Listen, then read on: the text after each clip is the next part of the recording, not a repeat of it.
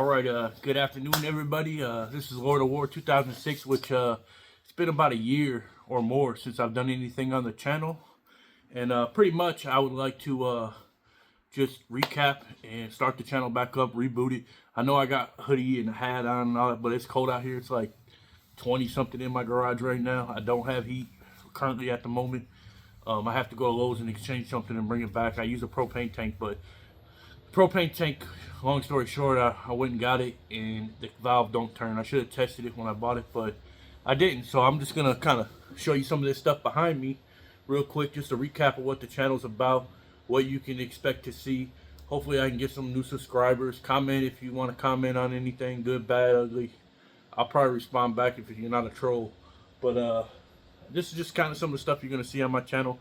A lot of my videos got demonetized, which it wasn't monetized anyways. They like blocked them or deleted them or something with the new YouTube policies. That really what kind of hurt and why I stopped YouTube to begin with. But it's really a family thing, YouTube to me, and I want to be a part of it. But YouTube, they don't want me a part of it pretty much. But any, Second Amendment or gun channel understands this. I have another channel. I'm not gonna bring the two together just because of that. It's more of a backup channel, another hobby that I'm doing currently right now, which I'm not gonna cross the two because I don't want anything to happen to that channel either, just for them being hateful. So let's just show you some of the things that I'm gonna recap, do some more videos, bring videos back that were deleted, gone, because of YouTube policies and stuff like that. Here's one that will get a lot of people's attention. This is one of my dream guns that I ended up getting a few years back. And I will tell you, I could not do a collection video like this. So honestly, please don't ask, because I'm at that point in my collection right now to where it would literally take 2 to 3 hours to do a good gun collection video, and a lot of people ain't gonna watch that. Maybe if I broke it up in sections and did it like that, then I might have a better chance to do it that way, but we'll have to see how it goes. Right now, I'm just gonna do a little bit by a little bit, maybe go to the range. And that's another thing I want to take, this is like an update too. I want to tell everybody right now is the time, I believe, truly, is the time to register SPSs, SPRs, get silencers, anything like that. The reason being is you really don't have much to lose right now. I know a lot of people are like, oh, it's going to put you on a list. But let me believe me when I tell you this. Unless you get all your stuff secondhand, no background check from a gun show, you're on a list, buddy. If you got it from an FFL, you're on a list. They say they don't make lists, but let me tell you, I've been visited, and they brought me a clipboard with about 60 to 70, maybe 80 or 90 guns, and they're all guns that I had. And they wanted to see a couple of them because some stuff happened, and that's where I'm going to leave it. And they got you, buddy. They got you. And I'm already been on the NFA registry, so they know what I got. Hey, they know what I got. So, like I said, I believe now is the time to register your weapons, as in SPSs, SBR, silencers, AOWs, anything like that. And obviously, you can't do a machine gun. I thought about it because what do you got to lose? Because you're not putting any money out there, but they're not going to approve it. But a lot of stuff right now is getting gone, like the NFA, hopefully. But on the flip side of the coin, they can flip it and they can put the taxes at an ungodly number that you won't be able to afford, like $4,900 or $5,000 or some bullcrap like that. And then you're going to be in the same rim world as machine guns, where the normal people are not going to be able to afford SPRs, SPSs. I could see them going that way in the next, Senate or whoever is in charge and all that. I can see them flipping that side of the coin. So if you want in on this, it's the time now, because they could do a cutoff date and say, I don't know, maybe your state or wherever, they could say, hey, after this amount of date, we're not going to allow any more SBRs or SBSs or silencers until we recap this and revisit it, and then we're going to charge this amount. So just know that now. I believe now, in my heart, truly, it's the time to SBS everything. Or not everything, but what you want, what you truly want. As of right now, I know I'm telling you people this. I'm not just telling it and not doing it. I've got in probably 16 SBRs right now and 3 SBSs. And no silencers because I've only got one and I've had multiple guns. So if you have multiple guns, you can get on the ATF's eForm website, and you can literally apply for any gun that you have that you want to do, and it won't cost you anything right now, nothing, other than your fingerprints. You got to have an eForm style fingerprint upload deal, like with downloading. They're about $60, so they'll cost you there, and then whenever you get ready to exchange whatever parts you're going to change to make it that SBR. But here's the deal: you can register them all right now, and then you don't have to necessarily build it. It can just stay in the configuration that it's in, and then when you get to it, you get to it. And that, I believe that even includes serial numbers. So it's not even, if it's not an SBR or SBS form, it's whenever you get to it. Whenever you get to it. So you can just file it now and never do it. But just know that it is on a registry, so you may need to take it off if you decide to sell it, or just not do it ever. Just take it off, and it's not going to be anything against your wallet or anything. That's my theory in that. I know a lot of people are going to say, oh, what if it's just a big gun grab and they want everybody on registries? Look, I'm telling you now, they already got that shit. They got it. I've seen it. All right, so let's just go on. We'll skip all that. And let's get on to some of the kind of stuff I'm going to show you. I feel good today. I'm in a good mood. I'm not, sluggish or anything like that. I struggle with liver disease and stuff like that, so I don't drink alcohol or nothing, but I've got diabetes, stuff like that. So I feel pretty good today, so I'm going to go ahead and go with this. So here's the Desert Eagle 50 AE. Nothing in the chamber. Magazine. I would tell you what I paid for this, but unfortunately, YouTube does not like that. Just know it was under 2,000 Skittles. That's what we'll say. It was under 2,000 Skittles in 17. Big pack. But that was the cheapest amount of Skittles I've ever seen for this gun. So, yeah. And it was a dream gun since I was a young kid. I used to see it in gun shops. I used to go up and... it's not around no more, that gun shop. I'm getting old, yeah. The gun shop's not around no more, but I used to see it a lot. It was in a high-end gun shop, and I loved this. And this is the one I wanted, and this was the one I got. But now I see that other one that, I don't know if it's a cased hard color or whatever. I would love a cased hard color one with all the gold accents, the gold triggers, the gold. That would be dope. But this is what I got, and this is what I love. And honestly, this one, I believe, is a lot harder to get. And I just can't believe how much I got it for back in 17. But hey, that's just the economy and how much it was back then. We'll set that back down. And we'll stay on the big boy caliber for right now. I got this off of a, I want to say when Facebook was still a thing, or, what was the other one? One of the other arms list, maybe. I got this one for probably under, I want to say, 1,200 Skittles. I know people ain't gonna like me saying that, but hey, that's what it is. We're gonna get around. This is a 500 Smith & Wesson Magnum. I ended up putting the handle on there. I haven't shot it with the handle yet. I know it's gonna hurt. I know it's gonna be rough. The whole gun was pretty good, but this is what I wanted. Was the I forget what they call this. This is another Hogue grip, I believe, but it's like the camo something. It has a real weird name. I don't even know if they make these grips anymore. They're a little expensive. I think they're under 80 bucks, maybe 60. Really can't remember, but it has a good grip. It feels good, and I like it. I like it a lot. You can see. Oh yeah, and I did high polish this. I know you can see. Yeah, it's high polished by me. So yeah, I didn't buy it like that. This was the flat one, and you can see on the top, I left the top flat. I did not want to get the top of it done. That way when you're looking down, it doesn't glare at you. Only the sides will glare, so it doesn't mess with your sight too much. So yeah, I did that. All right, put that. We'll show another rare one. I got this, like a lot of times I'll get guns on the very end of a production. I know what you mean, like what do you mean end of production? Why would you do that? Them are the worst ones to get. Yes and no. The reason I say yes and no, them are the worst ones to get at the end of production, because they don't care no more. The factory don't care. Nobody cares. They're putting that crap in there, and they're trying to get it out the door and all that.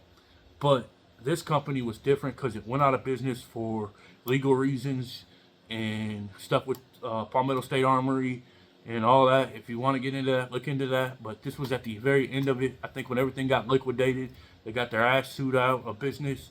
And And Classic Firearms had these, and I just really wanted it. Been wanting it for years, but they were just too much money. And it was the Micro Ghillie pistol, and I had to buy the brace separate because it was during all the brace pandemic stuff that they were not wanting to sell them. They were trying to get rid of them, like in the trash or whatever. And when they had these guns, they took the braces off of them and then put them in their inventory. So if they were gonna sell again, they would resell them as a separate stocked item. And that's how I got this. I got the pistol and then this at the same time. I got lucky, but I want to say this gun was like 1,400 Skittles. So yeah, it was up there. And then the stock or the brace, which I would love to get a stock for this. So if anybody knows where to get the original Micro Ghillie stocks without having to buy a $2,000 part kit, hit me up, because I will get this. I'll SBS this, and this ain't on the SBS registry. Oh yeah, it is. I put this one on. This one is on my SBS. I'm not my SBS, my SBR registry, just in case if I can find the stock. If I can't find the stock, then it's just gonna stay like this and get engraved until I can find the stock. So I'll be legally good if anything goes down with the braces. So that's just my thought in that. And not only that, but if they change the tax code to something else like 500, 5,000, I'll be good because it's already done. And that's why I think I'm gonna put a couple more on just to do it. I'm thinking about my Bren, which is right here behind me. I'll show y'all that next. That one's not on the list, unfortunately. But hey, it is what it is. So these were a good time to get. There's mixed reviews about them. I haven't shot them yet. So if I take this one out, I'll bring y'all along and I'll go out to the range. And I got a couple buddies that might get on the channel. They might be introduced. I don't know. They might not want to be though. I know one of them won't. So yeah. And this is 5.56 223. It loves 5.56. It takes the ARM magazine still. It's not the Glio Ace version. This is the ARM, the ARM, or this is technically a Micro 699. I'm pretty sure that's what it's considered.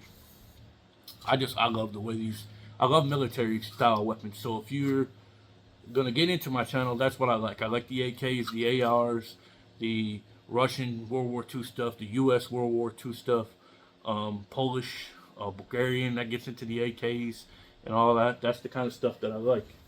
And same thing with H&K. I like H&K, but I can't afford H&K. I probably got maybe 3 or 4 real H&K products, which I plan on getting another one hopefully soon. I was gonna get it a couple years ago, but I didn't get into any financial stuff while I stopped with the gun stuff for so long. It was over a year and a half probably. I just wanted out to do something else because YouTube kind of just really gutted it to me and took all my shit away, and I was just like, what's the point of YouTube anymore, you know? So this is another one I got back in 17. I got quite a few back in 17 because prices were good. That's when I built a majority of my ARs. We're in 17. It's unloaded. It's a 15 round Skittle magazine. Yeah. All right. So right here, I got this this like I forget what they call this style stock, but this stock is not the original H&K style, but it is. This is the actual maker that makes the H&K style one. You can get them on I want to say I got this one off of rtgparts.com. I'm not sponsored by anybody, but that's just one of the websites I love. So thank you, Robert. We got the same name, Robert. So I like your RTG. I like their products. This is just something they carry. This is a little bit more expensive, but if you want to do an SBR on a K, an MP5K, this is a really cool way to go, especially if you want the authentic look. If you want the authentic look with the foregrip and all that, it's pretty dope. Now my can here is a shit, I don't even remember, to be honest with you. It's been so long. A Rugged Obsidian 9. The reason I got a Rugged was because it was real versatile and what it could be put on. Like if I want to put it on an Uzi, I want to put it on whatever. I got 2 different. I bought extra pieces in here so I can go to, if I want to shoot it on a handgun or shoot it on a fixed rifle, so it doesn't bounce. This one doesn't have that pistol like cup in, where this is for a fixed barrel. That's the way it's set up right now. But it also, I can't take it off, I think, because of YouTube policies. So with that being said, sorry, just go look up how a tri-lug mount works, and that's what's on here. It's a tri-lug. You just literally push it in, pull, turn, pops off. But I also have the like AR-15 thread to go in here too if I want. Like, you know, that it's the common thread for 9mm. I don't think this one is 5.56 rated. I can't really remember, but it's 9. I want a 9 because 9s are cheap to shoot. You can shoot 22s with this. You can shoot quite a bit of stuff with this, and you can shorten this one. I don't want to take it apart because then they'll get me. But this right here will literally screw off half of it, and then you'll have like a K style suppressor. And then I also had this for another MP5 where I could put it in and make it look like an SD.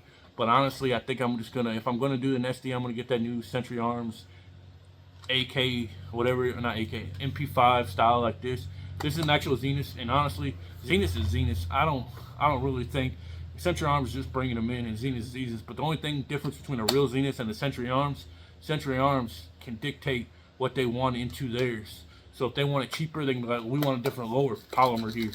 We want a cheaper one, and then they'll change it, and that's where you kind of get where they're being cheaper.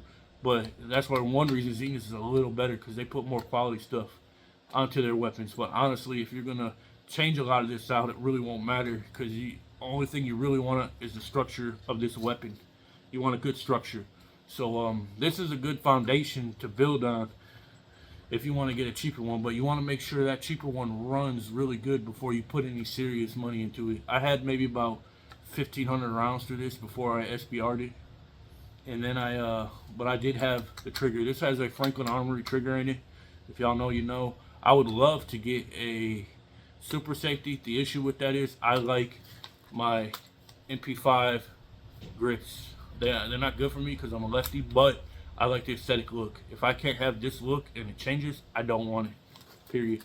I want it to look like a real MP5, and that's why I haven't done a super safety in them. And I already got the Franklin Armory triggers in this one. Yeah, so, and that's what it is. So to get this down, you can just push it like this. And you can see it real easy. And then it flips up. You gotta watch your finger there. You'll snap the crap out of it. And that's pretty much it. So yeah, this one is on 2 tax stamps right now for the silencer and the stock. So we'll put this one aside, grab something else on my channel. This is just an introduction to the channel, bringing it back, trying to, if I can get some new subscribers, more comments, and I might fully bring it back. But this is just trying to get back into it, see if anybody's even interested. All right, this is another, most of these are gonna be SBRs because honestly, that's all I have done in the last couple years. I was out of the gun game for like a year and a half. So now I get to see all this new stuff, and I'm very interested in some FRTs, super safeties, stuff like that. But honestly, I don't know yet. I need to wait and see, because if they change laws and stuff gets dropped, I might not even care about a super safety. I might want the real series if that's the case. I know they're telling me I'll register. I'll pay $200 to register a machine gun. You're damn right. All right. So this is a PS90 FN, and this was a full-blown rifle. You can see it on my video of my first one before this one. That was the last one I did. I had just recently got this. Well, since then I put on these extended charging handles from HV Industries.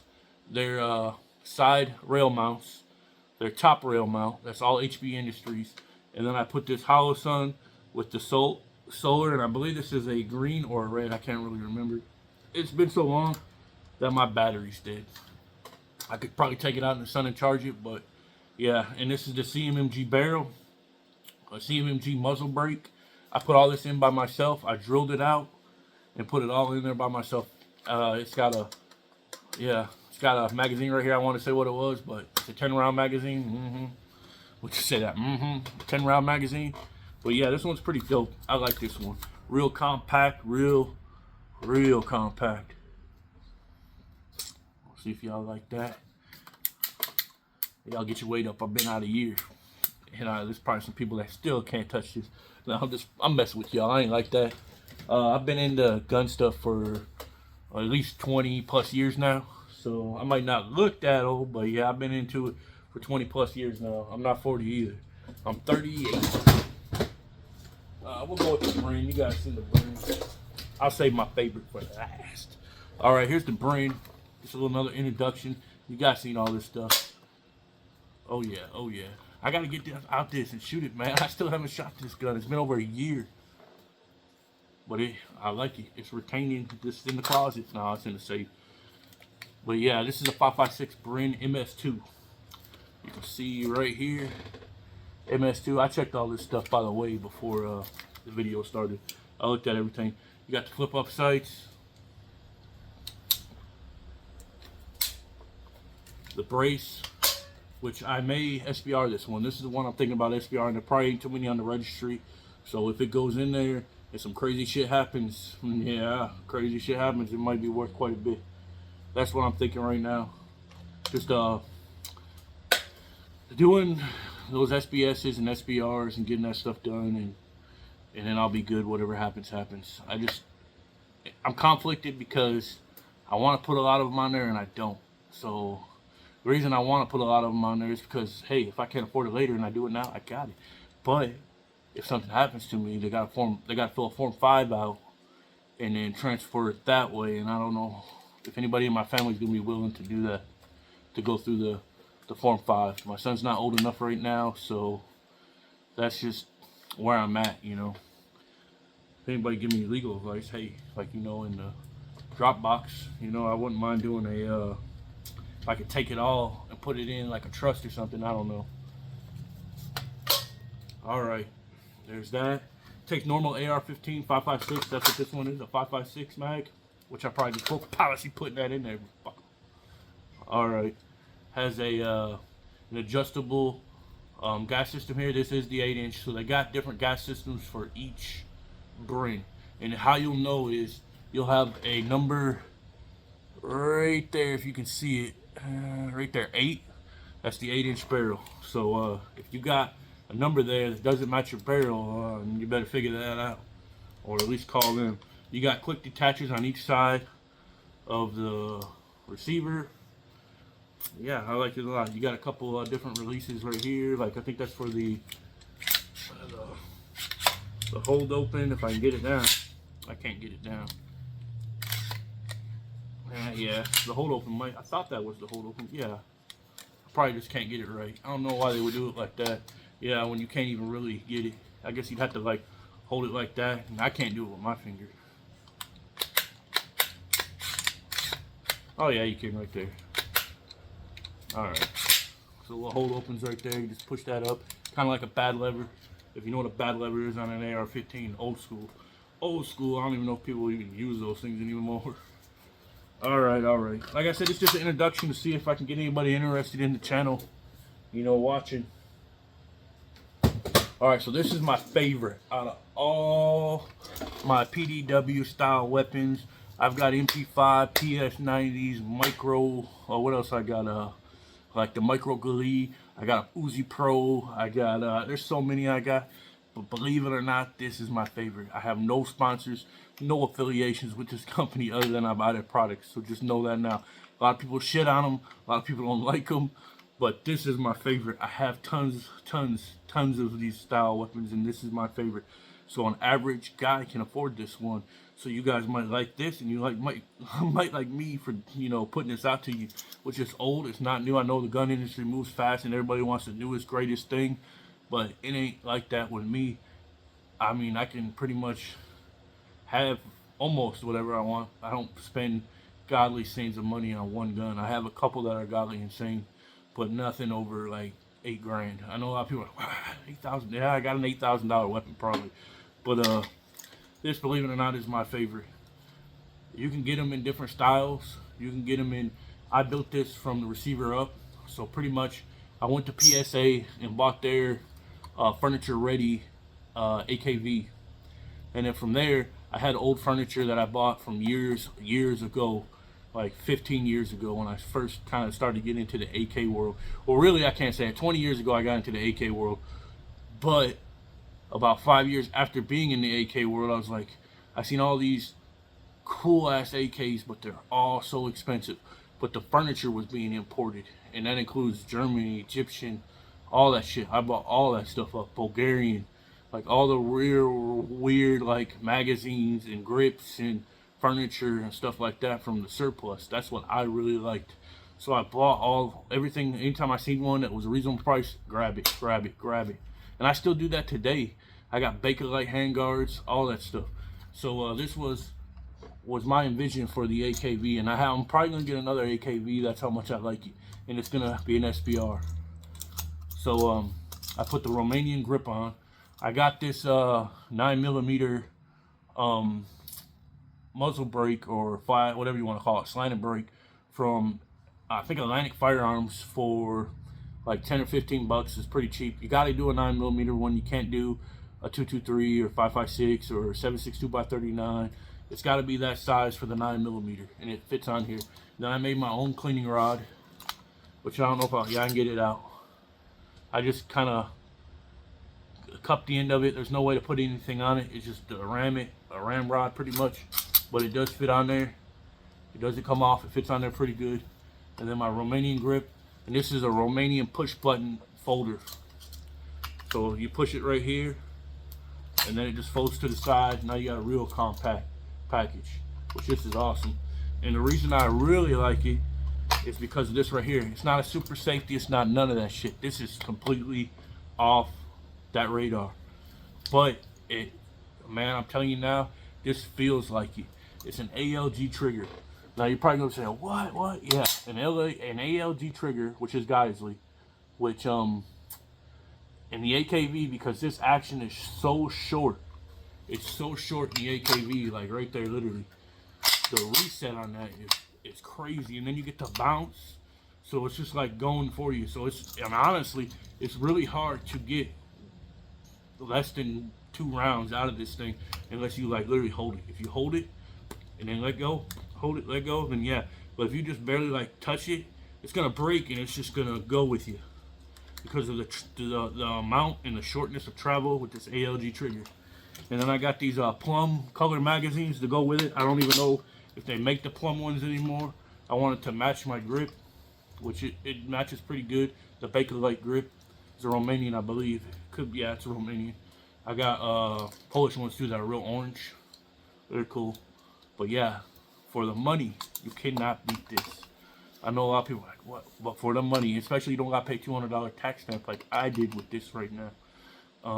I did this one about a year ago or 2 years ago, maybe 2024. Yeah, because I've been out of this YouTube gun thing for a while now. So I'm gonna say I've got, let's say, all the parts, everything in. Well, you gotta remember too, I had this furniture, so let's minus the furniture off of this, because this furniture is probably ungodly expensive right now. This upper piece and this top piece are probably a couple $100, and I don't know what these wire folders, push buttons go for anymore. They're probably like 3 or 4. So let's minus that out. So you're gonna do a tricked out AK with whatever furniture you're gonna do. You add your furniture in your stock. So with the PSA receiver set, you're probably looking at $750 plus the trigger. You're probably looking at like under $1,000 just to get the receiver, the trigger, and that's your heart. If you're gonna do this, if you're gonna do an AKV and not do a Geissele trigger, then do the super safety if that's what you want, or something like that. I don't know if it's gonna fit. I'm probably gonna try one because I have another AKV besides this one. Yeah, this will make my 3rd AKV. My bad.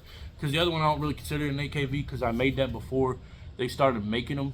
It was the one with the tubular magazine right here, and it drops down. It's from Stuffing Things. I did that before PSA had them. I got one of those, and I tried to put an Echo trigger in it. Couldn't get the damn thing to fit in there for some reason. I cut the little shelf out and all that stuff. It would not go in there. So yeah, that's another thing. It's what it is. So yeah. So if y'all like the channel, please subscribe, homies. All right. I don't know what else to say. I'll come out with some more videos if anybody's interested. I can make another sole video on this. I gotta see if I'm allowed to disassemble and show stuff anymore. I have no idea. If I can do that, I'll do that. And then I got plenty of other videos, plenty of other stuff to show. This is just like little highlights that are probably gonna gain traction, so I just wanted to throw those out there. I've got some other stuff if you're interested. I have a BAR, a Thompson, I got a lot of stuff. PPSH 41, I think that's a 40 or 43, might be 43. And a lot of that World War II stuff and the cooler stuff, I would apply tax stamps for. I ain't gonna lie. That's some of the stuff that I apply tax stamps for because I want them in their original configuration. I have a 9mm DOE that I applied a tax form on, so I can put a real stock on it. And that's one that I'm thinking for super safety, if I can get it to work. There's a few things that I'm gonna try to apply. All right, thank y'all for watching and stay tuned.